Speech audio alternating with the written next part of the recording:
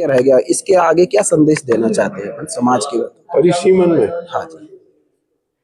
पहले एक बड़ी ऐसे दिखावा करते थे, आडंबर करते थे, ये चीज वो चीज। आजकल नॉर्मल तरीके से सम्मेलन में शादी और समारोह करके फ्री हो जाते हैं। कितने क्या किस तरीके की दिशा है? समाज में जिस तरह का ये सामाजिक परिवेश में जो परिचय सम्मेलन इस तरह से हो रहा है, ये तो एक बहुत खुशी की बात है, क्योंकि जो जो व्यक्ति ये बीड़ा उठाता है तो उसका ही दिल जानता है, लेकिन उसके अंदर एक भावना होती है, एक जोश होता है कि नहीं मेरे को समाज के लिए ये करना है। तो ये इस तरह के काम बहुत कम लोग करते हैं, तो उनसे बहुत बधाई है, बधाई के पात्र हैं रमेश जी फर्मे वाले, जो इनके माध्यम से ये सब काम हो रहा है, क्योंकि बिना बिना तकलीफ लिए कोई भी काम नहीं होता। तो ये बहुत खुशी होती है, हमको देख के बड़ा अच्छा लग रहा है। और सब समाज के लिए है, ऐसा नहीं है कोई पर्टिकुलर है, सभी समाज के लिए यहाँ हो रहा है, तो एक बहुत खुशी की बात है, अच्छा लगा। समाज में इसके अकॉर्डिंग क्या संदेश जाएगा, किस तरीके से? जैसे अभी बताते हैं कि आपका एक परे आध्यात्मिक की ओर है आप, और एक जीवन साथी जो आपस में चुनते हैं, इनके लिए आध्यात्मिक का क्या विशेष दौर रहेगा? देखो, अध्यात्म तो अति आवश्यक है। कोई भी किसी की भी शादी होती है या कोई भी जोड़ा जब परिणय सूत्र में बंधता है, तो उसके लिए भगवान का दौर तो बहुत जरूरी है, क्योंकि चिरस्थायी जीवन के लिए जब तक विश्वास और धैर्य नहीं है तब तक वो कभी भी शादी सफल नहीं होती। बिना धैर्य के शादी सफल नहीं हो रही। आज भी यही हो रहा है, शादियां क्यों टूट रही हैं? लोगों में धैर्य नहीं है, जरा सी बात पर गुस्सा हो रहे हैं, तो पति पत्नी में लड़ाई हो जाती है, कोई और बात को लेकर हो जाती है। तो जहाँ धैर्य है तभी, और धैर्य ठाकुर जी देते हैं, विश्वास से मिलता है। अपनी सेवा पूजा अपन जब करते हैं तो वो विश्वास और धैर्य पैदा होता है, और उसी का परिणाम होता है कि वो जिंदगी आजीवन चलती रहती है। पति के लिए तो सारी दुनिया है, उसको कमाना पड़ता है, और पत्नी के लिए तो जो कुछ भी है उसका पति है। ठीक है, हम सैनी जी से भी बात करते हैं एक बार। सैनी जी, आप जो संस्था चलाते हैं, इसके पीछे क्या आपकी सेवा है या व्यवस्था है? कैसे आप इस तरीके को मैनेज करते हैं संस्था को? ये समाज सेवा है मेरी, और मैं करीब करीब आज 25 सालों से करता हूँ, और जयपुर माली सैनी विकास आदर्श संस्था के नाम से कर रहा हूँ। गरीब तबके के जो दूल्हा दुल्हन हैं उनको हम आगे बढ़ाने का कार्य कर रहे हैं। संस्था का यही उद्देश्य है कि समाज में जो व्याप्त कुरीतियाँ फैली हुई है, जो दहेज प्रथा को मिटाने का काम कर रहे हैं। और जो चीज़ जैसे आप काफ़ी लंबे समय से इसमें आयोजन करते हैं, तो जैसे वर और वधू का जो चयन प्रक्रिया होती है, किस तरीके से एक जो डेटा होता है उसको सीक्रेट रखा जाता है, इस पे आपकी क्या किस तरीके की रूपरेखा रहती है? इसमें संस्था द्वारा, संस्था के कार्यकर्ताओं द्वारा प्रपत्र भराया जाता है। उसमें खुद का नाम, माता पिता का नाम, बच्चे का एजुकेशन, बच्ची की एजुकेशन, और बच्चा क्या काम कर रहा है, बच्चा कितनी सैलरी प्राप्त कर रहा है, कितने भाई बहन हैं, उनके माता पिता का क्या नाम है, और उनके नाना नानी का क्या नाम है, पूरा संपूर्ण विवरण हम लोग लेते हैं।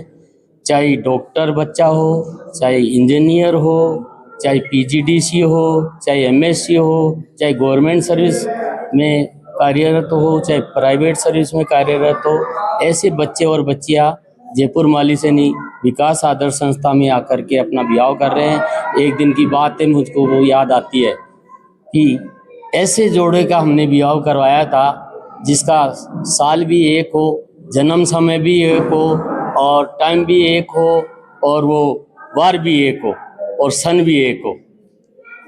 ऐसे जोड़ों का भी हमने विवाह करवाया था।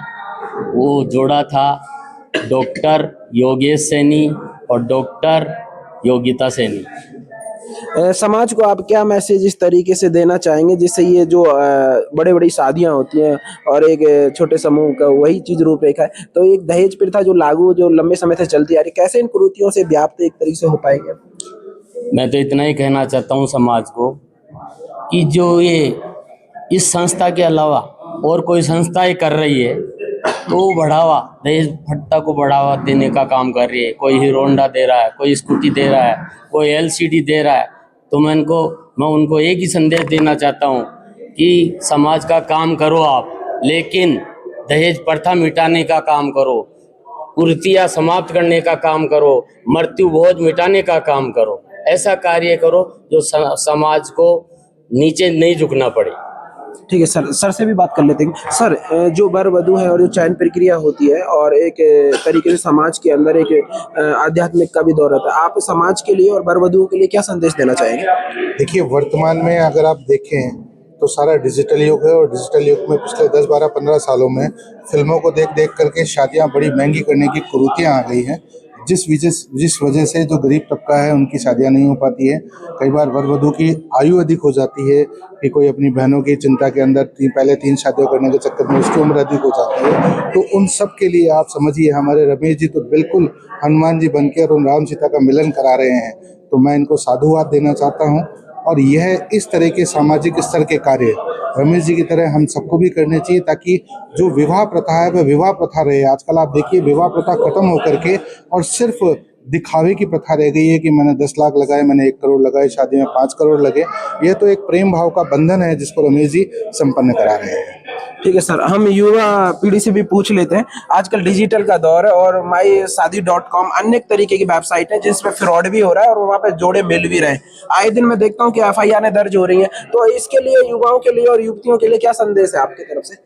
जय श्रीमन नारायण। पहले तो मैं जहाँ पे उपस्थित हूँ रमेश जी का मैं बहुत आभार करना चाहूँगा। मुझे देख के बड़ा अच्छा लगा कि कुछ प्रवृत्तियाँ हैं जो इस विषय में इस पे काम कर रही हैं, कोई अच्छे व्यक्ति सोच रहे हैं। तो बहुत अच्छा विषय है और ये इसको प्रोत्साहन मिलना चाहिए, इससे और पीढ़ियाँ सीखें और लोग सीखें, हम आप सीखें तो बहुत अच्छा होगा। रही बात डिजिटल की, तो सतर्कता बनाना बहुत ज़रूरी है, जो सरकार भी कर रही है। हर चीज़ में सिर्फ एक ये प्लेटफॉर्म नहीं है, बाकी बहुत जिसमें पैसा इन्वॉल्व है, जिसमें सारी पढ़ाइयाँ इन्वॉल्व हैं, उन सब चीज़ों में स्कैम हो रहा है।